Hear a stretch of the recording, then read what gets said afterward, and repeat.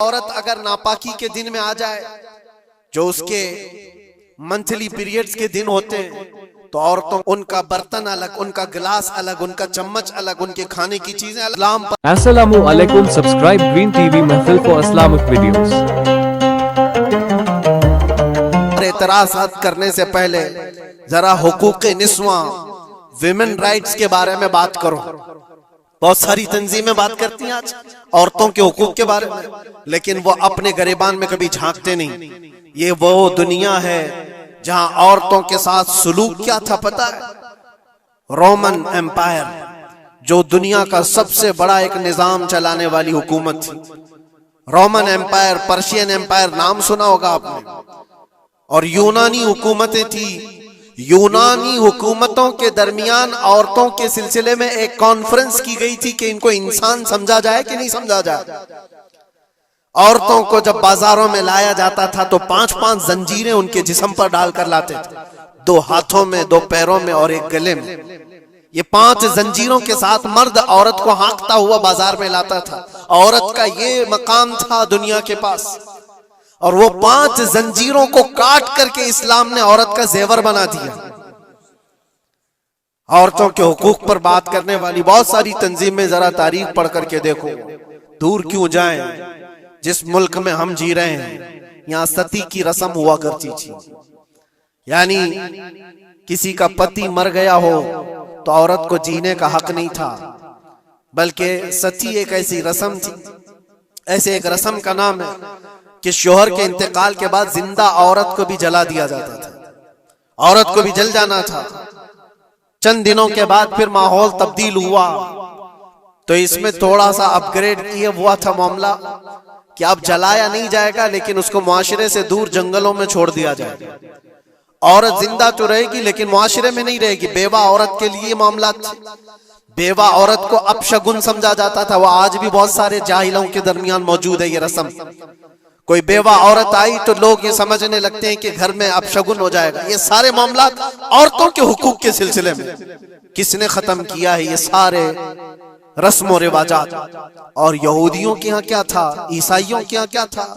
उनके यहाँ ये था कि औरत अगर नापाकी के दिन में आ जाए, जो उसके मंथली पीरियड्स के दिन होते हैं, तो औरतों को अस्तबल में रखा जाता था, जहां घोड़े बांधे जाते थे, जहां जानवर होते थे। उनका बर्तन अलग, उनका गिलास अलग, उनका चम्मच अलग, उनके खाने की चीजें अलग हो जाती थी। या औरतों के साथ मामलात यहूद किया करते थे, यहूदी करते थे। आज पूरी दुनिया में ये एतराजात उठाए जाते हैं कि इस्लाम औरतों को 4 दीवारी के अंदर रखता है। जालिमों, तुम्हें पता नहीं ये इस्लाम ही है जिसने जन्नत को औरत के कदमों के नीचे रखा। अल जन्नतु तहत अक़दामिल उम्महात, मेरे आका ने फरमाया है, लोगों तुम्हारी जन्नत तुम्हारे माँ के कदमों के नीचे। इसको बहन की शक्ल में क्या फरमाया और बीवी की शक्ल में क्या मकाम दिया, जरा पढ़ करके तो देखो इस्लाम को। एक लुकमा भी अगर खिलाते हो बीवी को तो सदके का सवाब रखा गया। बहन की दुआ भाई के हक में ऐसे कबूल होती है जैसे कोई खाने काबा के पास दुआ कर रहा हो। और बेटी की दुआ, बेटी के लिए क्या फरमाया? मेरे आका फरमाते हैं, जिसने अपनी एक बेटी की परवरिश की और उसको सही जगह पर शादी करके दिया, मेरे आका फरमाते हैं उस पर मेरी शफाअत वाजिब है, उस पर जन्नत है। ये औरतों के हुकूक इस्लाम ने दिए, कहां से उठाकर कहां रख दिया। और जो बेवाओं के साथ सुलूक था, बेवा को अपशगुन माना जाता था। 1-2 नहीं, 10-10 बेवा औरतों से मेरे आका ने निकाह फरमाया। सैयदुल अंबिया हैं, सैयदुल रसूल हैं। अरे हुजूर पाक सल्लल्लाहु अलैहि वसल्लम चाहते ना तो बड़े बड़े बादशाहों की बेटियां हुजूर के हरम में आ जाती। हुजूर पाक सल्लल्लाहु ताला अलैहि वसल्लम के निकाह में आती हुजूर अगर चाहते। और अरब लोग ये पेशकश कर भी चुके थे। अरब जो है आकर हुजूर से कहे भी थे कि तुम जवान हो मोहम्मद, अगर तुम चाहो तो सबसे हसीन लड़कियां दुनिया की तुम्हारे पास लाकर रख देंगे। सबसे हसीन लड़कियां, सबसे मालदार लड़कियां, किसी बादशाह की बेटी हो या किसी बहुत बड़े अमीर जाती हो, कोई अमीर जाती हो, दोशीजा हो, तुम्हारे यहां लाकर रख देंगे। अरबों ने कहा था बस एक शर्त है, तुम ये दीन की दावत देना छोड़ दो, तुम ये इस्लाम की बात करना छोड़ दो, तुम्हारे लिए हर तरह का हुस्न लाकर रख दिया जाएगा। मेरे आका ने उनकी इस पेशकश को ठुकरा करके 25 साल की उम्र में 40 साल की बेवा से निकाह फरमाया था। ये हुजूर पाक सल्लल्लाहु तआला अलैहि वसल्लम ने औरतों के हुकूक नहीं बयान फरमाए, और आखिरी खुतबे में भी हुजूर ने ये हुकूक बयान किए अपने जाने से पहले।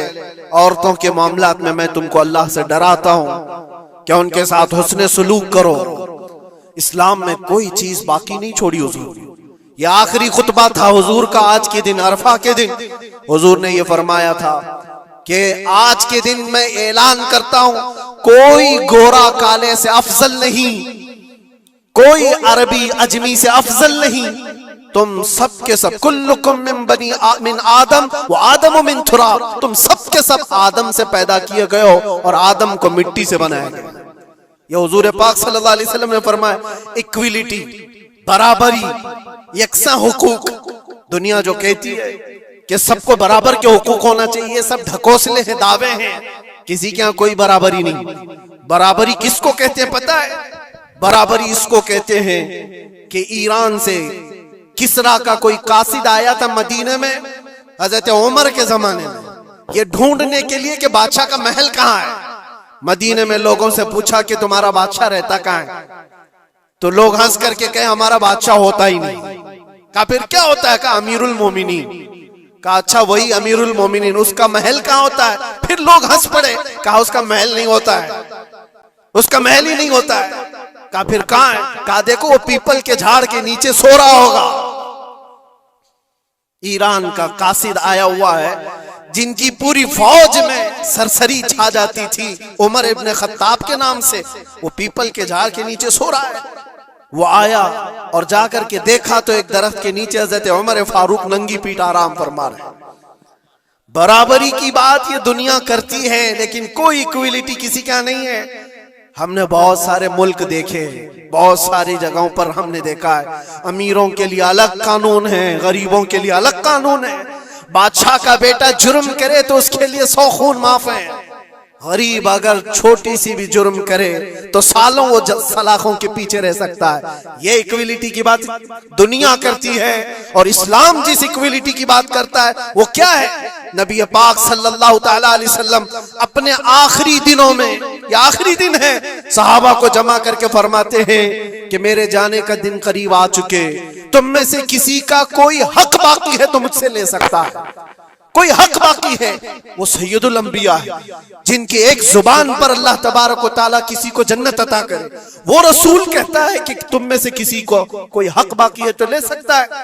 सहाबा खामोश थे, लेकिन एक सहाबी खड़े हो गए, कहा मेरा एक हक बाकी है। ऐसा भी एक दीन है, हुजूर से कहते मेरा हक बाकी है। हुजूर ने फरमाया क्या बाकी, आज ले सकते हो। उन्होंने कहा पैसा नहीं, दौलत नहीं।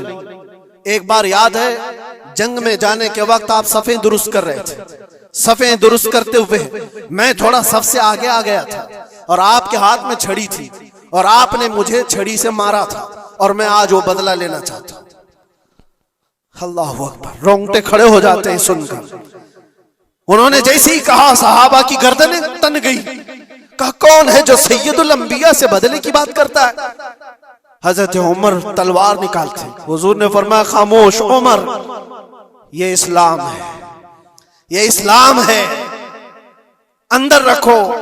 और साहबी से कहा इजाजत है, तुम बदला ले सकते हो। हुजूर पाक सल्लल्लाहु तआला अलैहि वसल्लम खड़े हो गए।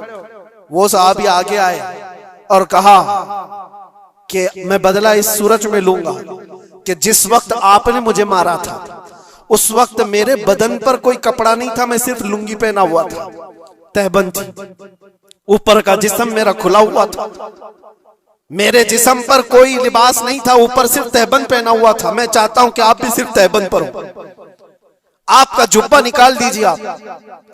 हुजूर पाक सल्लल्लाहु अलैहि वसल्लम ने कोई ताखीर नहीं फरमाई, फौरन अपना जुब्बा उतार दिया।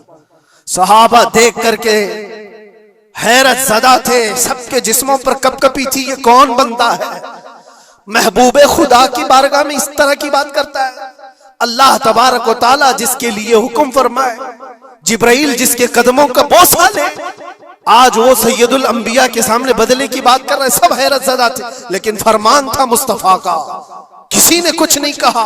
हुजूर ने जुब्बा उठा दिया, वो सहाबी बढ़ करके आए, पीछे की तरफ आए और हुजूर पाक के दो कंधों के बीच में जो मोहरे नबुव्वत थी उसको चूम करके बोसे लेने लगे और कहा, फुस्तु बिरब्बिल काबा, रब्बे काबा की कसम, मैं अपनी मुराद को पहुंच गया। कहा बस ये बदला लेना था कि हुजूर पाक सल्लल्लाहु अलैहि वसल्लम के दोनों कंधों के बीच में मोहरे नबुव्वत थी जो सूरज से ज्यादा चमकती थी। वो सहाबी कहते हैं महीनों से, सालों से मुझे इसका इंतजार था कि एक बार मोहरे नबुव्वत देख लूं। मैंने ये रास्ता इख्तियार किया सिर्फ मोहरे नबुव्वत को चूमने की। वाकया तो अपनी जगह पर, लेकिन हुजूर सैयदुल अंबिया ने अपने आप को जो पेश फरमाया, बताओ कोई इससे ज्यादा इक्वालिटी की बात कर सकता है? कोई आए जवाब देने के लिए जनता के सामने तो पता चले वो सिर्फ दीन इस्लाम है। आज के दिन हुजूर का ये खुतबा भी था। हुजूर ने फरमाया जाहिलियत की जितनी रस्में थी आज मैं उनको पैरों से रौन देता हूं। हुजूर ने फरमाया सबको मैंने रौन दिया और जितने भी सूद के मामलात थे मैंने सबको खत्म कर दिया। सूद को हुजूर ने हराम फरमाया। मुसलमानों, इस बुरी बला में कभी ना पड़ना, इसलिए कि मैंने अपने मुताले में देखा इससे ज्यादा हिलाकत वाली चीज किसी के बारे में मैंने नहीं सुना। सूद का एक लुकमा खाने पर जितनी वईद आई है, जितनी खतरनाक वईद आई है, इससे ज्यादा मैंने नहीं देखा। हुजूर पाक सल्लल्लाहु अलैहि वसल्लम फरमाते हैं जो सूद का एक लुकमा खाया गोया के खाने काबा के सामने वो अपनी मां से जिना करने के बराबर है। मुसलमानों के लिए है ही नहीं चीज जिसको आप कोई भी नाम दे दे, लेकिन सूद से ऐसे बचो जैसे आग से बचते हो। आज के दिन के ये पैगामात थे मेरे आका सल्लल्लाहु अलैहि वसल्लम के। ये खुतबा हज्जतुल विदा का आपको भी चाहिए कि पढ़े और दूसरों तक भी इसको फैलाएं। रब तबारक व तआला ने जो हमारे लिए बशारत अता फरमाई, इससे ज्यादा खुशी का दिन भी कोई नहीं। आज ऐ मुसलमानों फख्र करो, जिस दीन पर तुम हो वो कंप्लीट दीन है, इसमें किसी भी तरह की कोई कमी की गुंजाइश नहीं। Subscribe Green TV Mahfil for Islamic videos.